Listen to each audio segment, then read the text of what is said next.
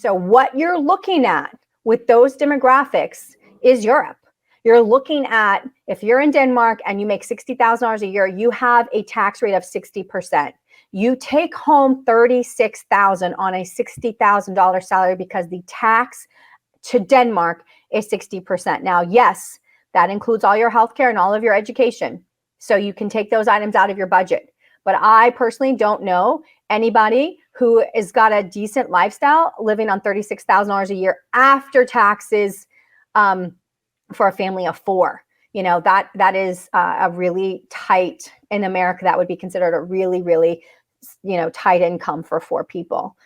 So the bottom line is we need to start being honest about the choices that we're making. And we need people to understand the choice. It's a binary zero-sum game. It is 0 + 1 = 1, or 1 - 1 is 0. It is a zero-sum game.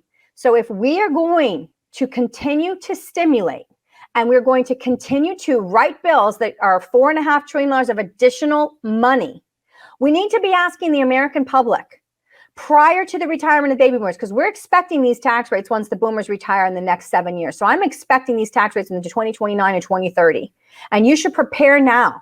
If you have a lot of pre-tax wealth, you need a plan to get that money repositioned in these next 7 years.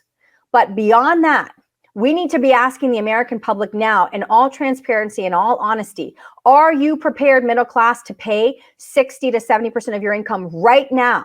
Because if we are going to pay people this much money to literally not be productive parts of our GDP, because when someone sits at home and doesn't work, they are not contributing to our GDP. When you have millions of Americans that are able-bodied, that could go out and work and contribute to GDP, but aren't because they're getting enough money from our federal government to do nothing, then that is a double whammy. That is the double whammy of the person not working, not contributing to GDP. That's gone. But then the government is creating their income, which the government creates nothing. It is only a transferer of wealth from those who have wealth. So all that's happening is the government is going out and taking tax revenue and shifting it over to the people that aren't working, that could be working, that aren't now contributing to our GDP. So it is a double whammy. We have to come up with the tax revenue, which means someone has to keep working to get the tax revenue, and we also lose the GDP growth. So this is a big, huge problem.